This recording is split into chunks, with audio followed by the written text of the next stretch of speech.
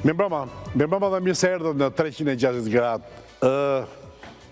Të riarmatoset Europa. Ky është, si thua, fjala kyç në samitin e jashtëzakonshëm të vendeve anëtare të Bashkimit Evropian, i cili po zhvillohet në këto orë në Bruksel, dhe ku praktikisht reagimi që vjen nga Putini është menjëhershëm, thot gjithmonë armiqtë tanë na nënvlerësojnë, pasi që është parashtruar një program dhe ka marrë një mbështetje, po themi, për momentin të pjeshme, por duket që është e menduar mirë, e riarmatimit të Europës me një vlerë prej 800 miliard eurosh e paraqitur nga zonja von der Leyen, kryetarja në fjalë e Komisionit Evropian, pra se thua kryeministri i Europës, nëse do kishin Shtetet e Bashkuara të Europës. Thënë kjo, të 800 miliard do jenë tanke, armatime, do t'jenë një psikologji e re e militarizimit të Europës, pasi që me sa duket Amerika, dërtani, Shtetet e Bashkuara të Amerikës, me doktrinën Trump dhe me presidentin Trump, është gjithmonë më larg pozicioneve europiane, është gjithmonë e më afër në partneritet, gjithmonë më strategjik me Vladimir Putinin. Të shohim, kjo është situata, as pak gjuhë e thjesht, as pak gjuhë retorike, por një gjuhë dramatike vjen nga Brukseli si asnjëherë më parë. Për ta dekriptuar këtë situatë, këto 60 minuta para që do t'ja dedikojmë pa diskutim se super teme, kam për herë të parë zotin Alfred Pollumi, mbrëma zoti Pollumi, ekspert i gjeopolitikës, mirëserën 360 gradë. Faleminderit. Ledion Krisafi, mbrëma zoti Krisafi. Zonja Nika Bazi, mbrëma zonja Bazi. Elita Bozhego, mbrëma. Dritan Goxha, mbrëma. Në të vërtetë, rolin kryesor,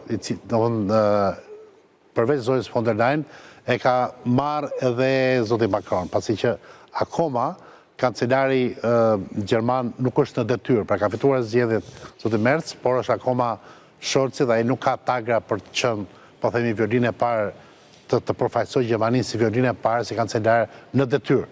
Është në detyrë, por nuk është ai i zgjedhuri si mbasbollit amerikan. Pra është Macron dhe thënia apo slogani Rearm Europe është bërë dominant në këtë mbledhje.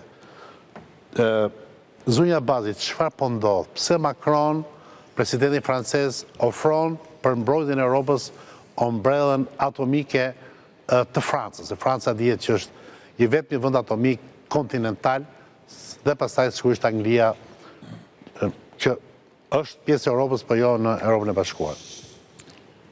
Tani, unë do thoja që kjo është një politikë për të cilën Macron insiston prej kohësh, që kur ka ardhur në pushtet, ai ka pasur një ide për zhvillimin e një strategjie të europiane të mbrojtjes dhe ka dalë me shumë deklarata të çuditshme, shpeshherë për shumë vesh, si për shembull që NATO vdiq, nëse ju kujtohet. Dhe kjo ishte pikërisht në kuadrin e asaj që Europa tashmë duhet të zgjohet dhe duhet të zhvillojë strategjinë e saj të mbrojtjes. Dhe në këto momente duket sikur ka ardhur tamam momenti për Macronin që të shpalos edhe një herë të gjitha ato ide të cilat u konsideruar bizar apo të çuditshme në momentet që ai i deklaronte që nga momenti i ardhjes në presidencën franceze. Por do të shtoja, unë e dëgjova me shumë vëmendje fjalimin e presidentit Macron dje dhe për shumë analistë priteshte shumë më shumë se sa u tha. Do me thënë... Po pse, ishte shumë, më falë, unë ndoqa, jam detyruar të ndihë se kjo është puna ime dhe puna jo, e dëgjova integralisht tani një fjalim solemn për para kombit francez, shumë impostim dramatik, një ftesë për armatosje, një ftesë për një algoritëm të ri të Europës, pra do të thënë, ju të duket e çuditshme apo duket çuditërisht dramatike?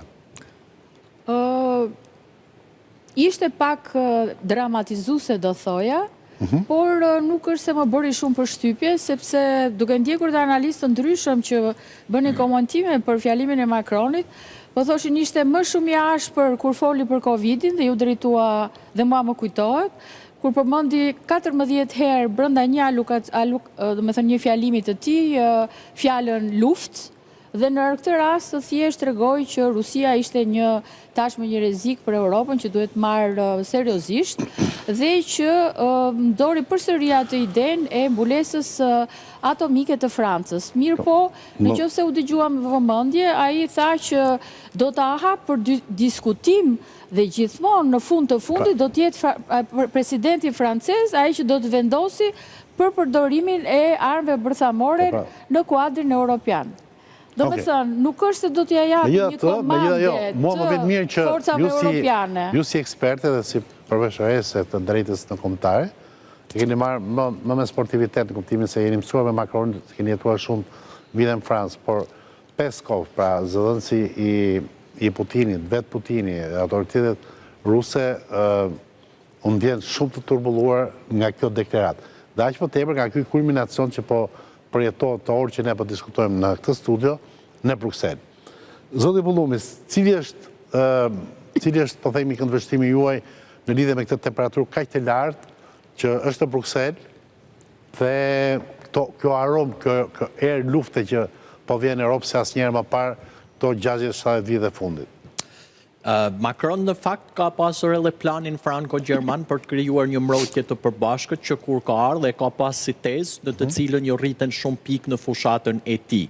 Momentalisht unë e quaj pak dramatizuese, të jesh i fortë ushtarakisht çdo shtet është shumë pozitive, por në këto momente që sapo hapen diskutime për të arritur paqen mes Ukrainës dhe Rusisë të bëhet gjithë ky tensionim është pak i panevojshëm. Së pari. Së dyti, duhet parë historia. Le të bazohna mbi fakt. Si është i panevojshëm tani? Të gjithë kryeministrat e vendeve themeluese anëtare të NATO-s po diskutojnë duhan me një seriozitet shumë madh. Tani ti thua që ky është një bllaf? Nuk është bllaf, unë thaç është pak si tepër dramatizuese, sepse bota në këto momente ka nevojë. Ndoshta ata kanë më shumë informacione se ne zotë Plumi? Është e vërtetë që kanë, por sa fitoi Donald Trump, këta u alarmuan. Ku ishin më përpara? Vetëm tani është keq e madhe rreziku rus? Ku është Evropa që nuk u forcoi? Ishte mbështetja amerikane garantuar, pra do të thënë, është një reagim shkak pasojë, sepse është Trumpi që tha tani ne kemi tjetër algoritëm komunikimi me Moskën, kemi partner, duhet të pushoj lufta. Europa po doj të sigurinë e saj të sigurojë vetën, gjithmonë më pak marrin përsipër këto deklaratat publike. Është e vërtetë që gjua diplomatike e Trumpit nuk është aq e duhur, sepse Trumpi në anën diplomatike duhet të jetë shumë më i kujdesshëm, duhet shohin faktet reale që Shtetet e Bashkuara me Evropën kanë qenë alat dhe duhet mesin alat, duhet të jetë NATO shumë e fortë përsëri, por në këto momente duhet dhe bota ka nevojë për paqe dhe nuk duhet dramaticitet. Unë e di dhe e kuptoj që gjua e Trumpit te i kaloj aftësitë e tij, por fakti që NATO duhet jetë përsëri e fortë edhe këtë e mbështes, por në këtë momente ta bëjnë kaq ekstreme, ato momente që po fillohen dhe negociatat për përfundimin e luftës mes Rusisë dhe Ukrainës që i ka shkaktuar gjithë botës probleme kolosale ekonomike, më duket pak e tepruar. Megjithatë, ne këtu në këtë studio ne nuk vendosim gjë, ne vetëm analizojmë dhe vendosim për publikun, jo, se duket sikur kemi aktor që mund të ndikojmë në uljen e temperaturës. Ne thjesht i shpjegojmë publikut dhe ju garantoj që është një publik shumë i gjerë që do të kuptojë përtej fjalëve. Zota Bozheku?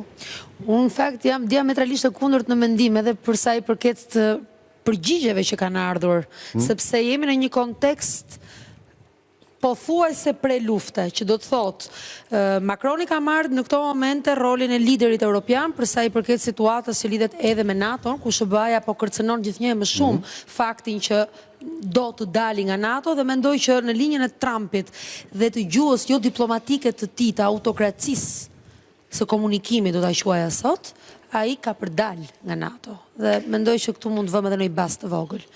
Pse? Ta shpjegoj, sepse ka ndryshuar interesat totalisht të Amerikës karshi konceptit mbrojtje. Pakti Atlantikut ra, duhet një rikonfigurim i ri. Rusia, me të drejtë, Lavrovi në politikën e tij thot, le ta provoj Macroni të afrohet sepse këtu e ka gjetur gjithmonë fundin e pushtimit në thonjza.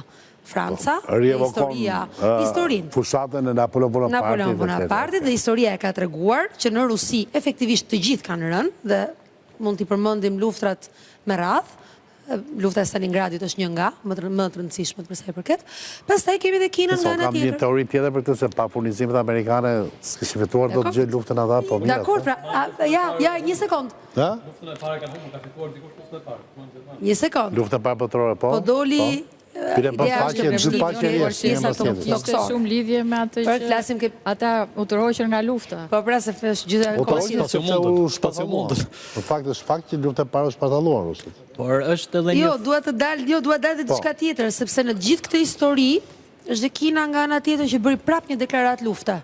Ja drejtoi Shteteve të Bashkuara të Amerikës, por në ato që është konteksti makro. Arrim në Bruxelles, lutem, rrim në Bruxelles, jo, fundimi është shumë i madh. Që është një përjo lidha me të gjithë 4 pole në këto momente, sepse Bruxelli, duam apo nuk duam, unë mendoj që po jep një mesazh të drejtë për drejtë Shteteve të Bashkuara të Amerikës, se sa në të vërtetë ka frikë se do ta sulmojë Rusia. Mendon që plani për riarmatosin e Europës do gjejë një mbështetje në opinionin publik evropian?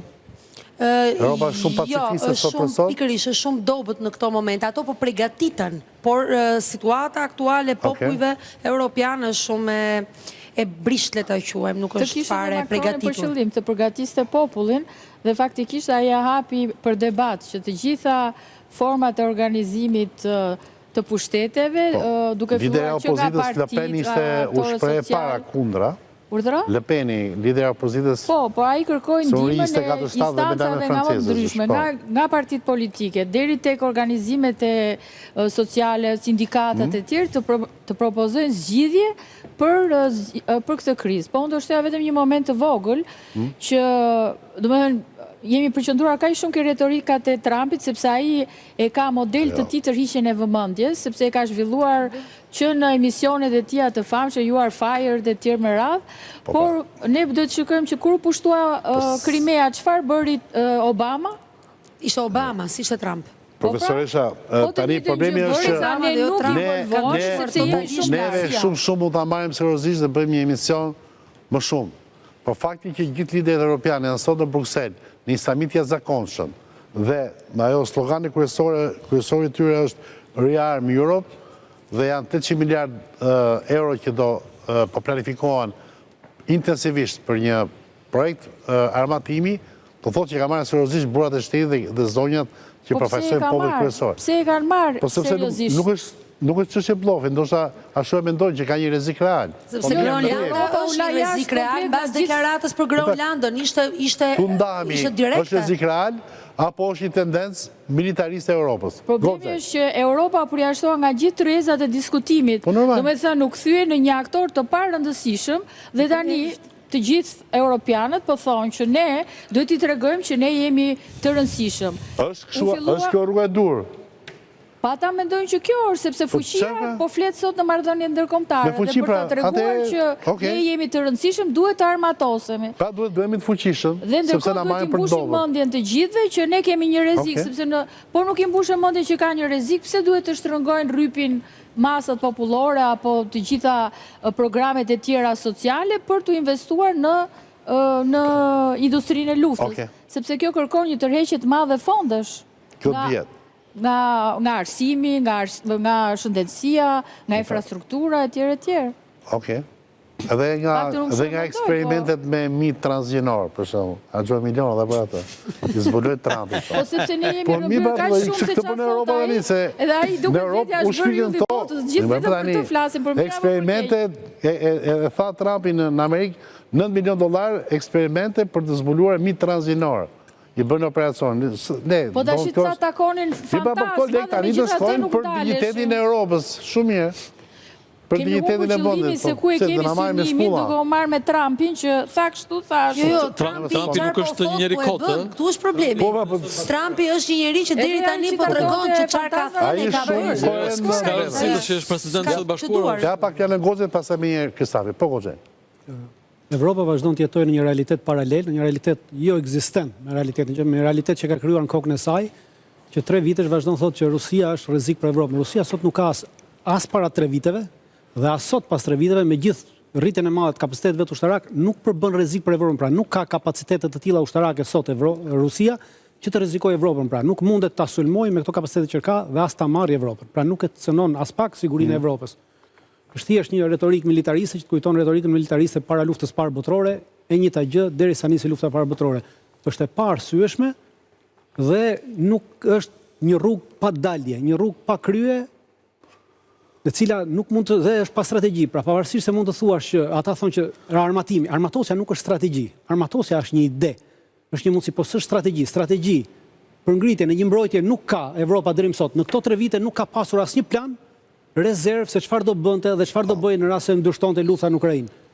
Dhe duke mos pasur i vetëm një sekond, një parantezë. Meqenëria evokove luftën parë botërore ose periudhën përpara luftës parë botërore, është hera parë në historinë e Evropës që Anglia, Franca dhe Gjermania, pra këto 3 vende që kanë qenë konkurrente dhe kanë pas kompeticion më të madh me njëri tjetrin, janë sot një boshti vetëm. Dhe vjen të provokuar nga arroganca e Moskës. Tani, arroganca ekziston, këtë nuk mund të mohosh. Është arroganca rrezikshmëri, po apo jo, ha diskutim. Unë do thosh që ndjen të rrezikuar nga arroganca e Trumpit, jo arroganca e Moskës. Patjetër, nga vetmia. E gjithë retorika e Evropës niti nga arroganca e Trumpit. Jam shumë dakord. Nga vetmia prej asistentës amerikane, nuk ka vetëmi. Trumpi kërcënon. Jo, po është ide e tyre, nuk ka thënë në asnjë moment. Po vetë që thënë këto studio po që do ta zgjojë Europën. Tani pse del kontradiktor? Jo, nuk po Shtetet Bashkuara të Amerikës nuk kanë thënë që ne po largohemi nga Evropa, nuk kanë thënë që po largohemi nga NATO. Dhe nuk kanë thënë që ne nuk e mbrojmë Evropën në rast se rrezikohet. Kanë thënë që nuk e mbrojmë në rast se Evropa merr pjesë në luftën në Ukrainë, pra në rast se çon trupa në Ukrainë nuk do të jenë në mbrojtjen tonë. Por në rast se Evropa sulmohet, automatikisht është në mbrojtjen e Shtetit Bashkuar të Amerikës. Pra janë dy gjëra të ndryshme. Një sekond, Goxhaj. Ka shpërfillje më të madhe që të bësh alternativa me Rusin, pa pjesëmarrjen e Europës, kur ndërkohë që konflikti është në Europë. Po kjo Evropa nuk është lënë kohë Putinit të refuzoj. Trumpi ka thënë nuk e duan dhe pikë. Po Evropa e ka zgjedhur këtë rrugë. Para 3 viteve Evropa ju nënshtrua totalisht politikave amerikane. Tani Europa po zgjedhur nuk pati asgjë tjetër. Po s'ka asnjë kapacitet cili realitet i ri. Këta lidera të cilët dështuan edhe për të nalu Putinin me pushtu Ukrainën, këta lidera dështuan edhe për të nalu luftën, janë këta lidera europian që e din edhe çdo qytetar dhe çdo njeri në Evropë që nuk krahasohen me liderat e fortë si Schuman, si Kohl, si Berlusconi e tjerë. Pra dobësinë e tyre duhet ta vetë korrigjojnë dhe jo ta çojnë në ekstrem. Por janë të dobta, nuk e arrin më, kanë dështuar. E kam dhe me ty dhe me Goxha. Ne nuk po hymë në moralitetin e dukurisë. Kjo është një fazë tjetër. Ne po hymë, ne mundohemi të zbërthejmë, pra të dekriptojmë, atë çka po ndodh për opinionin publik shqiptar. Pastaj, pozicionimi jonë, bën mirë, bën keq, është gjë tjetër. Por në funksion të shkak pasojës, po, Kristafi? Unë mendoj që ka 2 arsye kryesore pse po rrematoset Europa. Në radh parë, se ka kuptuar që në këtë moment, nëse nuk je fuqi e rëndësishme ushtarake, nuk je në lojë, dhe duke që se nuk është fuqi ushtarake dhe ka ardhur ajo shpërfillje që erdhi nga Shtetet Bashkuara dhe nga Rusia. Dhe arsye e dytë, unë mendoj që Europa po rrematoset sepse jo pse Rusia mund të sulmojë Gjermaninë apo Francën apo në një vështet tjetër, kjo nuk ka përndodhur më, por sepse Europa i friksohet një paqe të keqe në Ukrainë. Një paqe e keqe në Ukrainë mund të rihapte luftën në Ukrainë pas disa vitesh dhe mund të vendoste në rrezik pikërisht vendet balltike, të cilat janë të rrezikuara, nuk duhet të thënë që s'janë të rrezikuara në këtë rast. Pra ky është thuaç meraku i Evropës në këtë rast. Pra në momentin nuk e dakord me Goxha. Goxha thotë që nuk ka asnjë rrezik. Unë mendoj që rreziku ndaj vendeve balltike është, sepse ekziston rreziku për vendet balltike, Goxha? Në rast se vendet balltike provokojnë, po. Në rast se vendet balltike vazhdojnë të njëjtën gjë që bëri Ukraina ndaj popullsisë ruse në Ukrainë, automatikisht që mos vendet balltike sot janë duke bërë të njëjtën gjë që bëri Ukraina para luftës. Po mirë, domethënë provokojnë vendet balltike dhe ne i çojmë ushtrinë dhe i pushtojmë ato. Dhe pastaj themi që kjo është dhe cënon popullsinë venda që është popullsi ruse, pra 25%.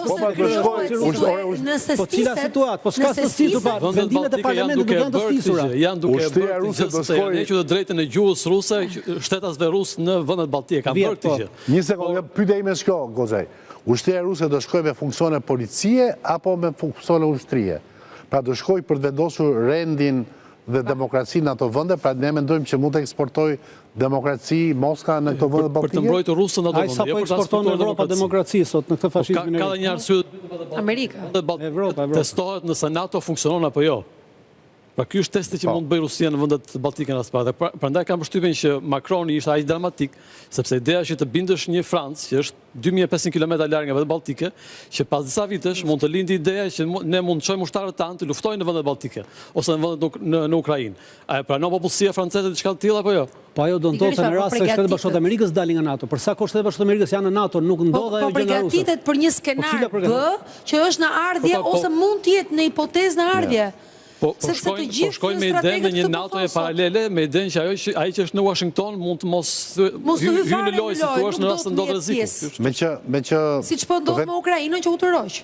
të vetëm ushtarak. Artikulli 5 Armatosja nuk është strategji, më kuptoni? Edhe sikur të ishte Amerika nuk dihet, sepse kur ndodhi Krimea, Obama tha ne s'kemi punë, sa është shumë larg, është larg interesave tona, problemet tona janë me Kinën. Do me thënë u tha në një gjuhë shumë të ëmbël, në ndryshim nga Trumpi. Do me thënë Amerika nuk dihet nëse dhe në qoftë se vendet baltike do sulmoshen, do të aktivizonte artikulli numër 5. Dhe Macroni që tha, unë do hap debatin, tha, jo se do t'i mbuloj, nuk besoj do shtypi butonin në qoftë se sulmohet vendet baltike. Dakor, sepse pozicioni problemi do të përdore, duhet të kaloj nga Franca tek komanda e përqendruar europiane që do të krijohet, sepse Franca nuk mund të shtypi një buton, sepse u tha dhe nga të gjithë analistët, okej, ne po ja japim Europës një gjë të tillë. Shtrimi nga Akademia Ushtarake Lituanisë, ata mendonin që NATO nuk do vinte në ndihmë të tyre nëse i sulmonte Rusia. Dhe më kanë deklaruar aktualisht gjithë NATO ka dhe amerikanët kanë trupa Lituania edhe gjermanët edhe polakët, pra gjithë kanë trupa nëse vinte Rusias. Pra kjo vetëm Polonia kishte mundësi. Kjo deklaratë e tyre është jashtë logjike, sepse aktualisht në Lituani, Letoni, të gjitha trupat janë atë. Hapësirën ajrore e ruan NATO. Pra në rotacion. Është shumë brenda logjikës sepse NATO trupat që janë aty nuk janë. Sepse të thuash që nuk do vinë ndihmë, ndërkohë që të gjitha forcat e NATO-s janë atje, ka amerikan, ka gjerman, ka anglez, që patrullojnë qiell. Është gjithë thjesht aty gjithë luftosh me ushtrin ruse. Pra, një gjë është luftë, një gjë është rrishti. Po i kam thënë ishte këndvështrimi i Akademisë Ushtarake Lituaneze, ishte për të luftuar. I rriti kapacitetet ushtarake të NATO, prezencën e saj ushtarake në Letoni dhe Letoni e rriti atje. Për këtë arsye, dhe tashmë të dalësh të thuash që mua NATO nuk do më mbroj kur ti ka çuar trupat, atë do është jashtë logjike se Akademia Ushtarake Lituaneze, vetë gjeneralit e ushtrisë lituaneze mendonin që NATO nuk do vinë të ndihmonte, po do vi Polonia ta ndihmonte. Trupat more NATO, ka çuar trupat. Pra derisa ka çuar të themi sot që NATO nuk e mbron Kosovën, si të themi sot që NATO nuk e mbron Kosovën, NATO është angazhuar në Kosovë, ka trupa të themi nëse po kërciti, NATO nuk e mbron Kosovën. Nuk ishte nga ato më shpresim dhënëse të fundit fare tani. Që thanë që Kosova të përgatitet sepse çdo skenar mund të jetë i mundshëm. Po mimo të përgatitet në aspektin se edhe Kosova do të luftoj, se nuk do të luftoj, por ama të lë pandim. Po kur flitet për një pra nuk do të thotë ajo. Do të thotë që situata po jo pra gjua e tillë do ta kuptojmë gjuhën e tillë. Nuk do të thotë ajo që ti mos u përgatit se më ke mua, pra ti do luftosh, po do të jem edhe unë me ty, e njëjta gjë si Snodi. Edhe në 99 luftuam neve, po ishte edhe NATO me neve. Jam dakord, po ishte një situatë politike nga një ideologji tjetër. Ndoshta mund mos të sjellë një gjë, mund mos të sjellë trupa, po të sjellë aviacion, pra njëjta gjë. Eksportonte demokraci, kemi të bëjmë me ideologji që eksportonte demokracinë dhe ishte koncepti dhe mbronte sepse ishte tirania, shpërja, bloku demokratik etj etj. Ndërsa sot kemi me përmbysje, sot nuk ka më koncept eksportimi të demokracisë amerikane, por ka të inkapsulimit për brenda të demokracisë dhe konservativizmit demokratik. Nuk funksionoi Amerika, në 99 ishte NATO që funksionoi. Ishte NATO o gocë tani se ti ke qenë luftë, po ne kemi qenë jashtë, bënim luftë mediatike, unë kam bërë luftë mediatike atë.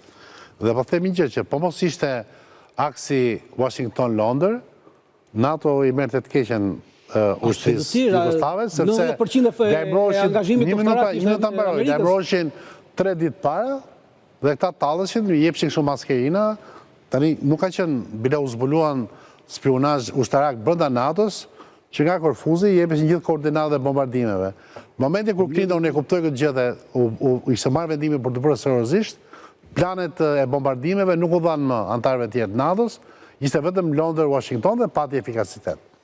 Se ke qenë aty ndoshta se ke ndjekur. Ke Po e kam qenë dhe duke jam luftuar me kam Serbia. ndjekur shumë sa ju dhe Jo, po, nuk po. është nuk ka ndodhur kështu, po mirë, po, tash. kur zbuluan planet, atëherë u morëm vesh me shtabin e përgjithshëm dhe Ora po them. kur avionët amerikanë ishin në ajër, na merrnin telefon dhe na thoshin na jepni koordinatat se janë avionët tanë në ajër që mos kalonte nga Brukseli dhe jepnim koordinatat amerikanëve dhe ata Në direkt rregull, bombardonin. në rregull, Dhe s'e kalonte nga Brukseli. Ti po konfirmove që them unë. Po, pra, po. Në momentin që u bën efikase bombardimet, kanë qenë vetëm bombardime amerikane, kanë qenë B2-shi, famshëm një u godit, ti e di.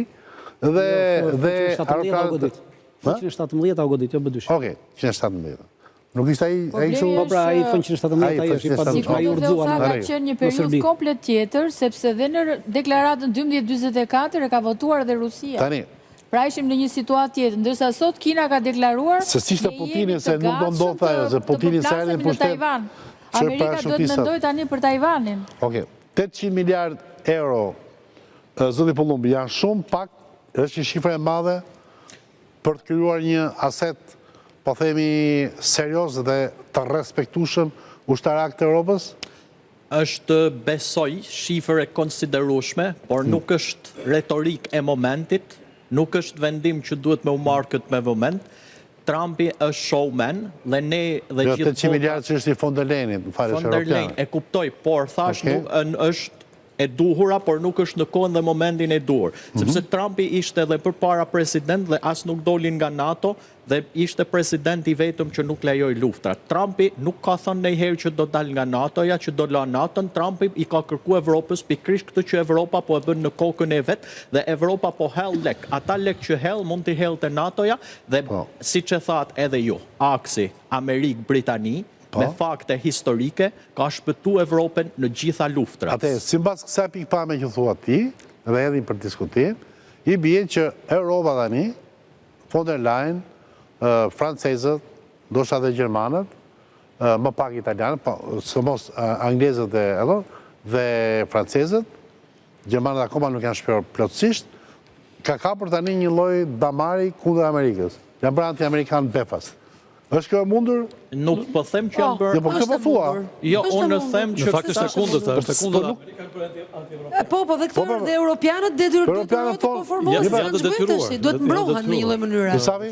Kjo ka dy deklarate. Para është ajo Elon Musk, i cili duam influencën e ka në këtë administratë, pavarësisht se mund të thotë që mund duken shpendurira, po veshën e presidente ka, i cili tha që duhet të bëhemi gati për të rrequr nga NATO dhe nga OKB-ja. Pavarësisht se mund duket një skem krejtësisht Edhe disa senatorë republikanë thanë atë. e çmendur si edhe senator republikan, pra është një person që është njeriu i dytë më i rëndësishëm sot në Amerikë pas Donald Trump. Dhe kur e thot ai mund të ketë veshën e presidentit. Dhe e dyta është sekretari amerikan i mbrojtjes Pete Hegseth në Bruksel, i cili tha që Amerika nuk do jetë më për Evropën, për ta mbrojtur Evropën që kemi më parë. Siç duket e kuptoi gabimin e vet dhe pastaj më vonë mundohet ta ndryshonte në deklaratat e mëpatshme. Kështu që ka disa deklarata që kanë vendosur në lëvizje Evropën dhe Evropa ka informacione sigurisht shumë të sakta në këtë rast dhe kupton se çfarë është duke ndodhur përtej asaj që ne jemi duke parë. Sepse ka të dhëna që lufta, dhe këtu e kam dhe replik me Goxhajn, lufta hibride e Federatës Ruse kundër Bashkimit Evropian ka filluar tashmë. Jo vetëm kundër Bashkimit Evropian, por edhe kundër Shtetit Bashkuar. Po nuk ka rëndësi, po është luftë, është një luftë e re. Po është prej Teknologjia që ndihmon Aq më tepër që 2008-ën. Çka ka Federata Ruse me Europën e shket? Pse i bën luftë Po hibride? nuk e lufta e lufta është e për hibridit do t'ja interesa bëse politike dhe me ekonomike, sidomos ajo 2 vitet e 3 vitet e fundit me të gjitha setet e ngrira, me gjithë miliardët e allokuara. 2008-ën thotë, nuk po thotë tani. 2008 është koncept për të marrë informacione, është aspekti ushtarak, janë shumë gjëra brenda. Disinformimi, përgatitja e opinionit Rusia publik. ka për qëllim, le të themi, shpërbërjen e Bashkimit Evropian, shpërbërjen e NATO-s dhe shkatrimin e Perëndimit. Pas ka një qëllim sigurisht. Ky është qëllimi kryesor i E pas ka një qëllim. punojnë vazhdimisht për këtë. Ky është edhe hakmarrja, është një lloj hakmarrje Edhe pas asaj që ndodhi me shpërbërjen e Amerika Bashkimit ka Sovjetik. qëllim shpërbërjen e Bashkimit e Rusisë, pra është e njëjta. Është kthimi, Është përplasje të dyja me dy është hakmarrje që shërbehet e thotë. Aty shit. Me fal, të kapi një pikë. Po.